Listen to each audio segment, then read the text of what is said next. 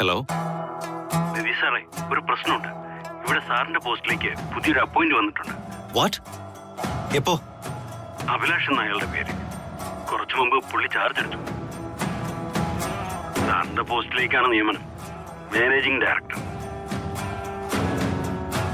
ആര് തീരുമാനിച്ചു? എന്ന് മുതല്? അതൊന്നും അറിയത്തില്ല സാർ. ഏതായാലും ഗിരി സാർ നേരിട്ടാണ് അപ്പോയിന്റ്മെന്റ് നടത്തിയിരിക്കുന്നത്. ഇന്നത്തെ ജോയിനിങ് ഫംഗ്ഷന് ഗിരി സാറും ഉണ്ടായിരുന്നു.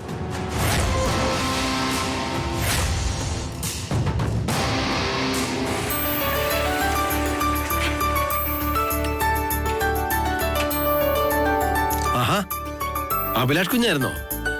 ആ വന്നട്ടെ. ആ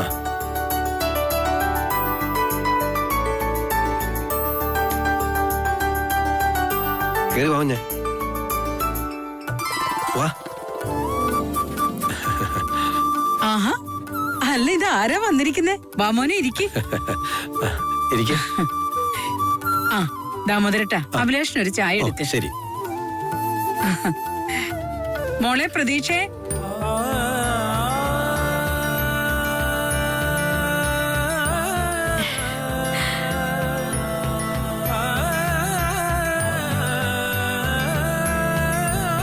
എന്താടി അവിടെ നിക്കുന്നേ? ഇങ്ങ് വാ.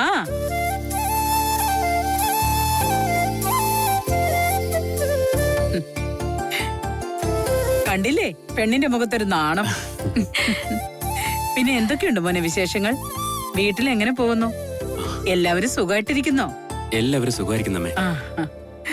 പിന്നെ എന്റെ കാര്യത്തിലൊരു വിശേഷം ഉണ്ടായി. ആ സന്തോഷം നിങ്ങളുമായിട്ട് പങ്കുവയ്ക്കാനാണ് ഞാനിപ്പോ വന്നത്. എന്താ മോനെ? എനിക്ക് ഗിരിസാറിന്റെ കമ്പനി ജോലി കിട്ടി. ഇന്ന് രാവിലെ ജോയിൻ ചെയ്തു. SS ബിൽഡേഴ്സിന്റെ MD ആയിട്ട് എന്നെ അപ്പോയിന്റ് ചെയ്തിരിക്കുന്നേ. എന്തായാലും ഗിരിമും വാക്കു പാലിച്ചു അല്ലേ പ്രതീക്ഷ? ഗിരി എപ്പോഴും അങ്ങനെയാ. ഒരു കാര്യം തീരുമാനിച്ച പിന്നെ അതൊട്ടും വെച്ച് വൈകിപ്പിക്കില്ല. എത്രയും പെട്ടെന്ന് നടപ്പിലാക്കും. എന്താ മോനെ ഇത്? ഇത് എനിക്ക് ജോലി കിട്ടിയ സന്തോഷത്തിന് ഇത്തിരി മധുരോ. ആ മധുരം അല്ലെങ്കിലും പണ്ടേ എനിക്കിഷ്ടമാ. അമ്മയുടെ ഷുഗർ ഇപ്പൊ തന്നെ 200. ഇനി മധുരം കഴിച്ച് കൂട്ടാൻ നിൽക്കണ്ട. നീ എടുത്തോ. അഭിലാഷിന് ജോലി കിട്ടിയ സന്തോഷത്തിന് ഇത്തിരി മധുരം കഴിച്ചാൽ എനിക്കൊന്നും സംഭവിക്കാൻ പോകുന്നില്ല. ആ കുടിക്കുമോനെ. ഗിരിസാറിനോട് എങ്ങനെ നന്ദി പറയണമെന്ന് എനിക്കറിയില്ല. ദേ കല്യാണത്തോടെ ഈ സാറുവിളി അങ്ങ് നിർത്തിയേക്കണം. ഗിരി നിന്റെ അളിയനാ. ഗിരിയേട്ടെന്ന് വിളിച്ചാ മതി. അയ്യോ അമ്മേ, അതെങ്ങനെ ശരിയാവുക? ഒന്നുമല്ലേലും അദ്ദേഹം എന്റെ ബോസ് അല്ലേ. അതുകൊണ്ട് ഗിരിസാറിനെ അങ്ങനെ വിളിച്ചേ പറ്റൂ. പോയിട്ട് ഇത്തിരി ജോലിയുണ്ടമ്മേ, ഞാൻ ഇറങ്ങിക്കോട്ടെ. ശരി മോനെ, അങ്ങനെ ആവട്ടെ.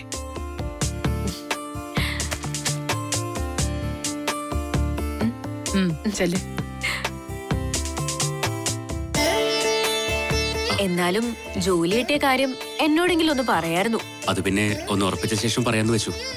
അതുകൊണ്ടാ കമ്പനിയിൽ ജോയിൻ ചെയ്ത ശേഷം പറഞ്ഞത്. ഇതിലെന്താ ഇത്ര ഉറപ്പിക്കാനിരിക്കുന്നത്?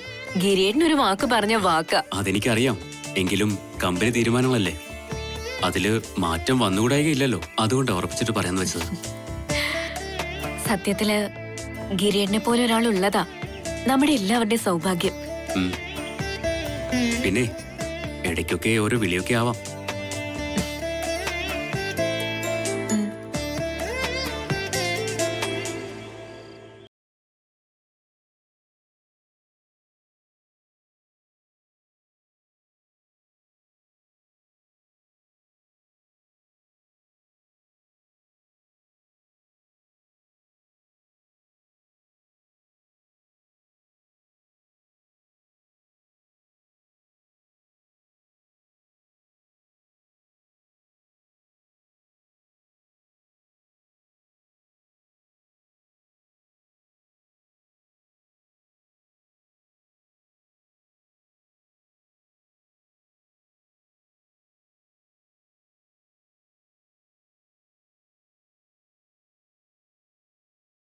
നിങ്ങൾക്കൊരു കുഞ്ഞുണ്ടാവണം. ഇനി അതൊട്ടും വൈകരുത്.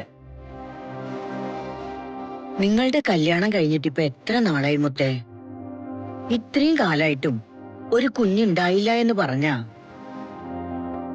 ഇന്നെല്ലാവരുടെയും മുന്നിൽ വെച്ച് അനുരാധ അങ്ങനെയൊക്കെ പറഞ്ഞപ്പോ സത്യത്തിൽ എനിക്ക് സങ്കടം വന്നു മോളെ. ആളുകളെ കൊണ്ട് എന്തിനാ മോളെ ഇങ്ങനെ പറയിപ്പിക്കുന്നത്? ഇതൊന്നും നമ്മുടെ നിയന്ത്രണത്തിലുള്ള കാര്യങ്ങളല്ലോ അച്ഛമ്മേ. ഈശ്വരൻ തന്നാലല്ലേ. ഇത് പഴയ കാലമൊന്നും അല്ലല്ലോ മോളെ. ഈശ്വരൻ തരും എന്ന് പറഞ്ഞ് കാത്തിരിക്കാൻ. വിവാഹപ്രായം കഴിഞ്ഞിട്ടും വൈകി കല്യാണം കഴിച്ചവരല്ലേ നിങ്ങൾ രണ്ടുപേരും. അപ്പൊ പിന്നെ നിങ്ങൾക്ക് രണ്ടുപേർക്കും അതിൻ്റെതായ ശാരീരിക പ്രശ്നങ്ങൾ ഉണ്ടാവാൻ സാധ്യതയില്ലേ? അതൊക്കെ പരിഹരിക്കാൻ ഇന്നത്തെ കാലത്ത് ഒരു പാടും ഇല്ലല്ലോ മോളെ. ഇതൊക്കെ ചികിത്സിക്കാൻ ഒരുപാട് നല്ല ആശുപത്രികളും ഉണ്ട്. ഞാനും ഗിരിയും തമ്മില് ഒരു കുഞ്ഞുണ്ടാവാൻ പാകത്തിലുള്ള ബന്ധമൊന്നും ഇല്ലെന്ന് ഞാൻ എങ്ങനെ അച്ഛമ്മയുടെ അടുത്ത് പറയും? നീ വിഷമിക്കാൻ വേണ്ടി പറഞ്ഞതല്ല മുത്തേ. ഈശ്വരൻ തരുന്നു പറഞ്ഞിട്ട് ഇങ്ങനെ കാത്തിരിപ്പ് തുടർന്ന ഒടുക്കം വയസ്സാം കാലത്ത് നിങ്ങൾക്കൊരു കുഞ്ഞിനെ കിട്ടിയിട്ട് എന്താ പ്രയോജനം? ഇപ്പൊ തന്നെ നോക്ക്, നിന്റെ അനിയത്തി കുട്ടി ഈ വീട്ടിലേക്ക് മരുമകളായി വന്നതു മുതൽ ഈ വീടിന്റെ അന്തരീക്ഷം തന്നെ മാറിയില്ലേ? ഈ വീട്ടിലെ എല്ലാവരും ഇപ്പൊ നന്ദിതക്ക് ചുറ്റുമല്ലേ? എന്താ അതിന്റെ കാരണമെന്ന് നീയൊന്ന് ആലോചിച്ചിട്ടുണ്ടോ? വേറൊന്നുമല്ല, അവളുടെ വയറ്റിൽ ഒരു കുഞ്ഞു വളരുന്നുണ്ട്. അത് തന്നെയാ. ഇപ്പൊ തന്നെ നിങ്ങൾക്കൊരു കുഞ്ഞുണ്ടായിരുന്നെങ്കിൽ നന്ദിതയുടെ ഗർഭത്തെ ഇത്ര ആഘോഷമാക്കി ഇവിടെ ആരും എടുക്കത്തില്ലായിരുന്നു. അവൾക്ക് ഇപ്പൊ കിട്ടുന്ന ഈ പരിഗണനയും സ്നേഹവും എല്ലാം നിനക്ക് അവകാശപ്പെട്ടതായിരുന്നു മോളെ. അതിലൊന്നും എനിക്കൊരു സങ്കടവും ഇല്ല അച്ഛമ്മേ. നന്ദുവിനെ ഈ വീട്ടിലെല്ലാവരും കണ്ണിലെ കൃഷ്ണമണി പോലെ കൊണ്ടു കിടക്കുന്ന കാണുമ്പോ എനിക്ക് സന്തോഷമേ ഉള്ളൂ. അവളുടെ വയറ്റിൽ വളരുന്ന കുഞ്ഞിന്റെ പേരിലെങ്കിലും എല്ലാവരും അവളെ പരിഗണിക്കുന്നുണ്ടല്ലോ. അതിലെനിക്ക് വലിയ ആശ്വാസം തോന്നുന്നുണ്ട് അച്ഛമ്മേ. അങ്ങനെ അല്ലായിരുന്നെങ്കിലത്തെ അവസ്ഥ ഒന്ന് ആലോചിച്ചു നോക്കിയാ, ഒരു നല്ല ജീവിതം മോഹിച്ച് വലിയ വീട്ടിലെ പയ്യനെ പ്രേമിച്ച് കല്യാണം കഴിച്ചൊരു പെണ്ണ് അങ്ങനൊരു ചീത്തപ്പേരായിരിക്കില്ലേ അവൾക്ക് കിട്ടുക? ആ വയറ്റിൽ വളരുന്ന കുഞ്ഞിന്റെ പേരിലെങ്കിലും അവളെ ഈ വീട്ടിലെല്ലാവരും ഒരു രാജകുമാരിയെ പോലെ പരിഗണിക്കുന്നുണ്ടെങ്കിൽ എനിക്കതിൽ സന്തോഷം മാത്രമേ ഉള്ളൂ അച്ഛമ്മേ. പിന്നെ ഞങ്ങൾക്കൊരു കുഞ്ഞില്ലാത്തതിന്റെ പേരിൽ ഞാൻ ഈ കേൾക്കുന്ന പരിഹാസങ്ങളൊക്കെ അതില്ലാതാക്കണമെന്നുണ്ടെങ്കിൽ ആത്മാർത്ഥമായിട്ട് ഒരാളും കൂടെ വിചാരിക്കണം. അത് വേറെ ആരുമല്ല, അച്ഛമ്മയുടെ തക്കുട് തന്നെ. ഗിരി കൂടെ മനസ്സ് വെക്കാതെ ഞങ്ങളുടെ ജീവിതത്തിലേക്ക് ഒരു കുഞ്ഞു വരില്ല അച്ഛമ്മേ. അച്ഛമ്മ ഗിരിയെ നന്നായിട്ടൊന്ന് ഉപദേശിക്കണം. ഞാൻ പറഞ്ഞു മടുത്തു. എന്റെ മോള് വിഷമിക്കണ്ട, ഞാൻ തക്കുടുവിനോട് സംസാരിക്കാം. അവന്റെ കുട്ടിക്കളിയൊക്കെ മതിയാക്കി ജീവിതത്തെ ഗൗരവത്തിലെടുക്കാൻ പറയാം. പിന്നെ താൻ പാതി ദൈവം പാതിയതാണല്ലോ മോളെ. ഞാൻ പറഞ്ഞതുപോലെ നിങ്ങൾ രണ്ടുപേരും കൂടി നല്ലൊരു ഡോക്ടറെ കാണാൻ ഇനി ഒട്ടും വൈകരുത്. നീ വേണം തക്കുടുവിനെ നിർബന്ധിച്ചു കൊണ്ടുപോകാൻ. അച്ഛമ്മ, ഞാൻ എന്റെ സ്വന്തം അമ്മയുടെ സ്ഥാനത്താ കാണുന്നേ. അച്ഛമ്മ പറയുന്നൊന്നും ഞാൻ കേൾക്കാതിരിക്കില്ല. എന്റെയും ഗിരിയുടെയും നല്ലതിന് വേണ്ടിയിട്ടാണ് അച്ഛമ്മ ഈ പറയുന്നതെന്നൊക്കെ എനിക്ക് നന്നായിട്ട് അറിയാം. ഞാൻ വേണ്ടത് ചെയ്തോളാം. അച്ഛമ്മ വിഷമിക്കണ്ട കേട്ടോ. ചെല്ലേ.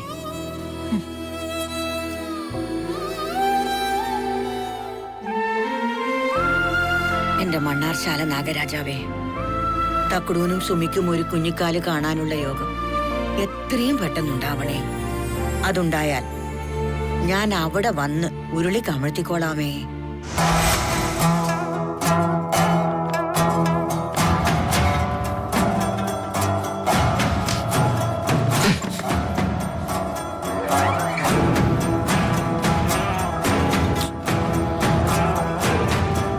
സംഭവിക്കാനുള്ളതൊക്കെ സംഭവിച്ചു കഴിഞ്ഞു. അതിന്റെ പേര് നീ ഉള്ള മുടിയും കൂടെ വലിച്ചു പറിച്ച് കളയാതെ. അമ്പിയങ്ങളെ, ഞാനവിടെ തീയിൽ ചവിട്ടിയാ നിൽക്കുന്നത്. അതിനിടയ്ക്ക് ഓഞ്ഞ കോമഡി അടിക്കാൻ നിൽക്കരുത്.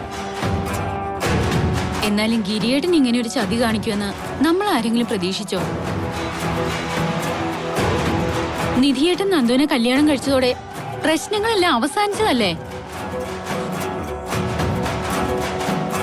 പതുക്കെയാണെങ്കിലും ഗിരിയേട്ടന്റെ മനസ്സ് മാറി നിധിയേട്ടനെ കമ്പനിയിലെ തന്നെ പഴയ പോസ്റ്റിൽ നിയമിക്കുമെന്ന് തന്നെയായിരുന്നു എന്റെയും പ്രതീക്ഷ. പക്ഷെ ഇത് വല്ലാത്ത ചതിയായിപ്പോയി. ഇതേ ചതിയല്ല, ആദിബുദ്ധിയാ. ആദിബുദ്ധി കിട്ടിയ തക്കത്തിന് നിതീഷിനെ ഒഴിവാക്കാനുള്ള അവന്റെ ആദിബുദ്ധി. എന്തായാലും ഗിരിയേട്ടന് ഇത്രയും കുരുട്ടുബുദ്ധിയില്ല.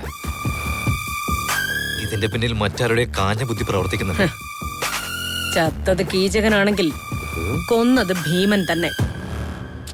ചേച്ചി ഇങ്ങനെ പുരാണവും പഴഞ്ചൊല്ലും ഒന്നും പറഞ്ഞാൽ ഇവർക്കൊന്നും മനസ്സിലാവത്തില്ല. ഇങ്ങനത്തെ പഴഞ്ചൊല്ലൊക്കെ പറയുമ്പോ ഭീമൻ കീചകന്റെ വകയിൽ ആരാന്നു കൂടി പറഞ്ഞു കൊടുക്കേണ്ടി വരും. അല്ലാതെ ഒന്നും പിടികിട്ടത്തില്ലേ. ഞാൻ പറഞ്ഞത് വേറെ ആരുടെയും കാര്യമല്ല. ഇതിനെല്ലാം പിന്നിൽ സുമിതയാ. ആ പൊട്ടൻ ഗിരിയെ കൊണ്ട് ഇതൊന്നും സാധിക്കില്ല. അവളുടെ നിർബന്ധ ബുദ്ധി ഇല്ലെങ്കിൽ അവനെ കൊണ്ട് ഒന്നും നടക്കില്ല. അതുകൊണ്ട് ആദ്യം സുമിതയെ ഇവിടുന്ന് ചവിട്ടി പുറത്താക്കാൻ നോക്ക്. അങ്ങനെയായാ നമുക്ക് മനസമാധാനം തിരിച്ചു കിട്ടും. ഇതിന്റെ എല്ലാം മൂല കാരണം സുമിതയാ. ഞാനൊരു കാര്യം പറഞ്ഞ നിങ്ങളൊക്കെ കേക്കൂ. അതല്ലേ എനിക്ക് വട്ടാണ് കിളി പോയി എന്നൊക്കെ പറഞ്ഞ് എന്നെ കളിയാക്കാനാണ് ഞാൻ പറയത്തില്ല. എന്താണെങ്കിലും അമ്പിയങ്ങൾ പറയണം. ഇനി അഥവാ അത് പൊട്ടത്തരാണെങ്കിലും ഞങ്ങൾ സഹിച്ചോളാം. അതായത് സാധാരണ കല്യാണം കഴിഞ്ഞാൽ പെണ്ണ് ചെറുക്കന്റെ വീട്ടിൽ വന്ന് താമസിച്ച് ഒരു 3-4 മാസം കഴിയുമ്പോഴാണല്ലോ ഭാര്യ ഗർഭിണിയാകുന്നത്. ഇവിടെ നിതീഷിന്റെ നന്ദിതയുടെയും കാര്യത്തിൽ എന്താ സംഭവിച്ചത്? ഓൾറെഡി ഗർഭിണിയായ പെണ്ണിനെ അല്ലേ ഇവൻ താലി കെട്ടി വീട്ടിൽ കൊണ്ടുവന്നത്? വളച്ചു കെട്ടാതെ കാര്യം പറ അമ്പിയങ്ങളെ. നീ തോക്കി കേറി വെടിവെക്കല്ലേ, ഞാൻ പറയട്ടെ. അമ്പി നീ കാര്യം പറ. ചേച്ചി, നന്ദിതയുടെ വയറ്റിൽ വളരുന്ന കുഞ്ഞിന് കാര്യമായ എന്തോ ദോഷമുണ്ടെന്ന് തന്നെയാണ് എനിക്ക് തോന്നുന്നത്. ഞാൻ വെറുതെ പറഞ്ഞതല്ല, ചില നിമിത്തങ്ങൾ എന്നെ കൊണ്ട് പറയിപ്പിക്കുന്നതാണ്. ചില പാപജന്മങ്ങൾ ഗർഭത്തിലൂടെ വന്ന് വീണ്ടും ഭൂമിയിൽ പുനർജനിക്കുമെന്ന് കേട്ടിട്ടുണ്ട്. ഇതങ്ങനെ വല്ലോ ആണെങ്കിൽ വരാൻ പോകുന്നത് മഹാമാരിയായിരിക്കും. അങ്കിള് വെറുതെ നന്ദിതയുടെ വയറ്റിൽ വളർന്ന എന്റെ കുഞ്ഞിനെ കുറ്റം പറയരുത്. അത് അപകടം കൂടാതെ ഈ ലോകം ഒന്ന് കണ്ടോട്ടെ. എന്ത് ഭൂതഭയമുള്ള ഒരു മനസ്സ്. ആ കൊച്ചിനെ അബോർഷൻ നടത്തി കൊല്ലാൻ നോക്കിയ മിടുക്കനല്ലടാ നീ. മതി നിന്റെ ചാരിത്ര പ്രസംഗം. ഇതൊക്കെ ഞാൻ കുറെ കേട്ടതാ. ചേച്ചി, ഞാൻ സീരിയസ് ആയിട്ടൊരു കാര്യം പറയാം. നന്ദിതയുടെ വയറ്റിൽ വളരുന്ന കുഞ്ഞിന് കാര്യമായ ദോഷങ്ങളുണ്ട്. 3-ാം മാസത്തിലെ ചടങ്ങിന്റെ അന്ന് തന്നെ കൊച്ചിന്റെ തന്തയുടെ പണി പോയി. നല്ല ഐശ്വര്യമുള്ള കൊച്ച്.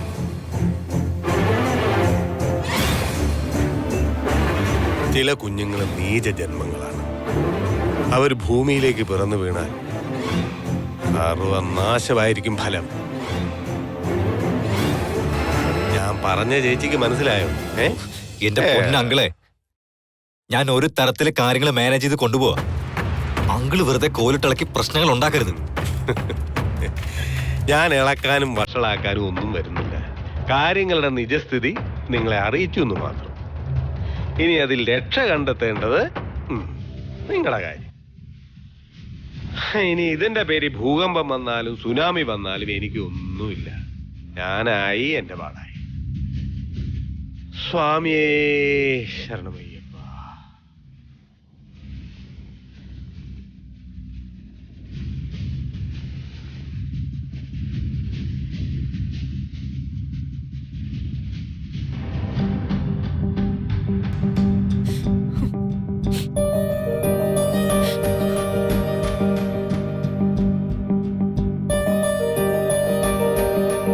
ഹലോ, എന്തു പറ്റി?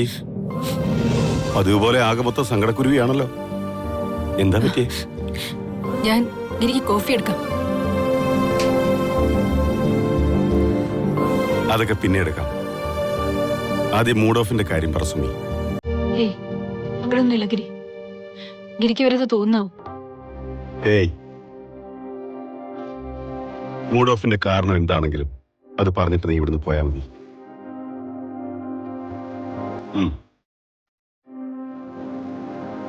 പറ, എന്തു പറ്റി സുമി? ഒന്നുമില്ല. അതൊക്കെ ഞാൻ മാത്രം അനുഭവിക്കാനായിട്ട് വിധിക്കപ്പെട്ട സങ്കടങ്ങളാ. അതൊന്നും ഗിരിയോട് ഇത് പറഞ്ഞിട്ടൊരു കാര്യമില്ല. മനസ്സിൽ എന്തെങ്കിലും സങ്കടം ഉണ്ടെങ്കിൽ അത് ആരോടെങ്കിലും ഒക്കെ പറയണം സുമി. അല്ലാതെ ഇത് വെച്ചോണ്ടിരുന്നാലേ നമ്മുടെ മനസ്സമാധാനവും ആരോഗ്യവുമാണ് നശിക്കുന്നത്. എന്താണെങ്കിലും എന്നോട് പറ. സത്യം പറഞ്ഞ ഗിരിയുടെയും സുമിയുടെയും കാര്യം ഓർക്കുമ്പോ എനിക്ക് വലിയ സങ്കടമുണ്ട്. കല്യാണം കഴിച്ചപ്പോഴേ രണ്ടുപേരുടെയും പ്രായം അങ്ങനെ ആയിരുന്നല്ലോ. അപ്പൊ നമ്മൾ ആരും അത് ഗൗരവത്തിലെടുത്തുമില്ല. ഒരു കുഞ്ഞിക്കാല് കാണാനുള്ള ഭാഗ്യം സുമിതേടത്തേക്ക് ഉണ്ടായില്ലല്ലോ. ഈ ലോകരുടെ മുഴുവൻ വായടയ്ക്കാൻ നമ്മളെ കൊണ്ട് പറ്റുമോ സുമി?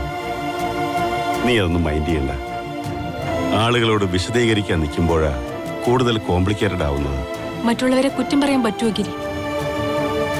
അവർ ചോദിക്കുന്നതിൽ കാര്യമില്ലേ? ഞാനൊരു കാര്യം ചോദിച്ചാ ഗിരി എന്റെ അടുത്ത് സത്യം പറയണം. എന്താ ഗിരിയുടെ പ്ലാൻ? നമുക്ക് ഒരു കാലത്ത് ഒരു കുഞ്ഞു വേണ്ടെന്ന് തന്നെയാണോ? നിന്റെ സങ്കടം എനിക്ക് മനസ്സിലാവുന്നുണ്ട് സുമി. ഈ വീട്ടിലെ സാഹചര്യങ്ങൾ മറ്റാരേക്കാളും നന്നായി നിനക്കറിയാവുന്നതല്ലേ. ഇവിടെ നമുക്ക് പോലും മനസ്സമാധാനമില്ലാത്ത സ്ഥിതിയാണ്. അത്തരം ഒരു അന്തരീക്ഷത്തിലേക്ക് ഒരു കുഞ്ഞിനെയും കൂടി കൊണ്ടുവന്നിട്ട് എന്തിനാണ് അതിനെ നമ്മൾ ദ്രോഹിക്കുന്നത്? അങ്ങനെ ഒരു കുഞ്ഞുണ്ടാവുക എന്ന് പറഞ്ഞാൽ അത് നമ്മൾ ആ കുഞ്ഞിനോട് ചെയ്യുന്ന ഏറ്റവും വലിയ ദ്രോഹമായിരിക്കും സുമി. ഈ സാഹചര്യങ്ങളൊക്കെ ഇന്നല്ലെങ്കിൽ നാളെ മാറില്ലേ ഗിരി? അതില് പിന്നീട് നമുക്ക് നഷ്ടബോധം തോന്നില്ലേ? നമുക്ക് ഭൂമിയിൽ അവശേഷിപ്പിച്ച് പോവാൻ പറ്റുന്നൊരു അടയാളമല്ലേ നമ്മൾ വേണ്ടാന്ന് വെക്കുന്നത്? അത് മറക്കണ്ട. ഒരു കുഞ്ഞ് എന്ന് പറയുന്നത് നമ്മുടെ പിന്തുടർച്ചയല്ലേ ഗിരി? നമുക്കത് വേണ്ടേ? നമുക്കൊരു കുഞ്ഞുണ്ടാവണമെന്ന് നമ്മളെക്കാട്ടിലും കൂടുതൽ ആഗ്രഹിക്കുന്നത് നമുക്ക് ചുറ്റും നിൽക്കുന്നവരാ. എന്റെ അച്ഛനും അമ്മയും ഗിരിയുടെ അമ്മയും അച്ഛമ്മയും ഇവരെല്ലാം ഒരു കുഞ്ഞിക്കാല് കാണാനായിട്ട് കൊതിയോടെ കാത്തിരിക്കുന്നവരാ. ഗിരിയുടെ കുഞ്ഞിനെ ലാളിക്കണമെന്ന് ഗിരിയുടെ അമ്മയ്ക്ക് ആഗ്രഹം ഉണ്ടാവില്ലേ? എന്റെ അച്ഛൻ വളരെ സങ്കടത്തോടെയാ ഇന്ന് ഇതിനെക്കുറിച്ച് സംസാരിച്ചത്. അച്ഛമ്മയാണെങ്കിൽ ഒരുപടി മുന്നില്ല. കുഞ്ഞിനു വേണ്ടി നമ്മൾ ട്രീറ്റ്മെന്റ് തുടങ്ങാത്തതിനെ കുറിച്ച് വരെ അച്ഛമ്മ സംസാരിച്ചു തുടങ്ങി. ഇവരുടെ അടുത്തൊക്കെ ഞാൻ എന്താണ് ഗിരി മറുപടി പറയേണ്ടത്? ഗിരിയുടെ അടുത്ത് ആരും ഒന്നും ചോദിക്കുന്നില്ലെന്നേ ഉള്ളൂ. എല്ലാവരുടെയും ചോദ്യങ്ങൾക്ക് മുമ്പിൽ ഉത്തരവില്ലാതെ നിൽക്കേണ്ടത് ഞാനാ. നന്ദിത പ്രസവിക്കുന്നതോടെ പിന്നെ ആരും ഒന്നും സുമിയോട് ചോദിക്കില്ല. എല്ലാവരുടെയും ശ്രദ്ധ ആ കുഞ്ഞിന്റെ വഴിക്ക് പൊയ്ക്കോളും. പിന്നെ ആരും നിന്നെ ഒന്നും പറഞ്ഞ് ശല്യപ്പെടുത്തില്ല.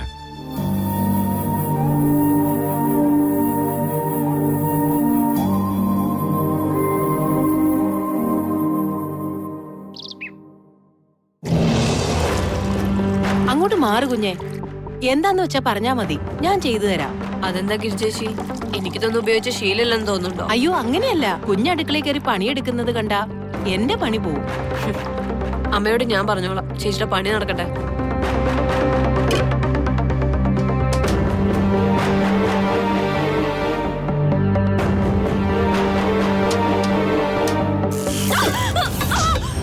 അയ്യോ ഓടി വരണേ നന്ദു കുഞ്ഞെ, ആരെങ്കിലും ഒന്ന് ഓടി വരണേ.